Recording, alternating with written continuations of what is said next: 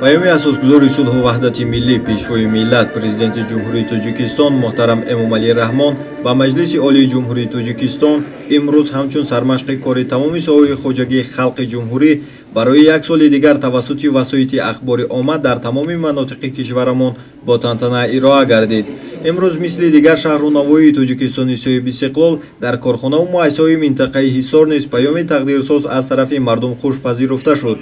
کارمندان مؤسسه‌های تعلیمی، طبی و دیگر کارخانه و تشکیلات‌ها دستجمعانه پیام پرزیدنت جمهوری تاجیکستان را تماشا کردند. آموزگاران از آن خرسندند که سرور دولت امامعلی رحمان در بابت ساحه معارف نقطه‌های جدی را قید کردند. مسئله تامین کادرهای اختصاصمند در ساحه تعلیم و تربیت نسل نورس در مطابقت با تمایل جهانی شوی از مسائلی بودند که راهبری دولت دقت حاضرین را به آن جلب نمود. باعث تذکر است که سفربر نمودن امکانیت‌های بیشتر برای رشد ساحه معارف در پیام امساله مخصوص قید کرده شد. سرور دولت پیشوای ملت امامعلی رحمان در پیام امساله خود راجع به ساحه تندرستی نیز تاکیدهای مشخص نمودند. امروز زحمت پیشگان تمام ساحه‌های خواجگی خلق منطقه حصار همچون در تمام کشور از تماشای پیام اساسگذار صلح و وحدت ملی پیشوای ملت پرزیدنت جمهوری تاجیکستان محترم امامعلی رحمان و مجلس عالی جمهوری تاجیکستان خلاصه‌های ضروری برآوردند و نقطه‌های آن را برای یک سال دیگر فعالیت همچون رژه و سمت افضلیتناک کار خود قبول نمودند.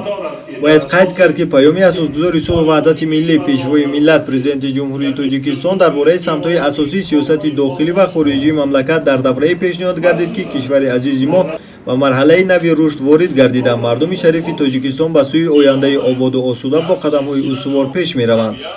اساسگذار صلح و وحدت ملی پیشوای ملت پرزیدنت جمهوری تاجیکستان محترم امامعلی رحمان مسائل بررسی گردیده و دستور سپارش‌های در پیام خویش ذکر گردیده را پیش از همه به خاطر حفظ صلح و ثبات، وحدت ملی، حمایت استقلالیت‌های دولتی و دستاوردهای خلق تاجیک ارزیابی نمودند و تحکیم اقتدار اقتصادی مملکت، فراهم آوردن شرایط باز هم بهتری زندگی در عرصه بین‌المللی بلند برداشتن آبروی وطن محبوبمون تاجیکستان را وظیفه‌های اولین درجه هر یک فرد وطن‌دوست کشور نامیدند.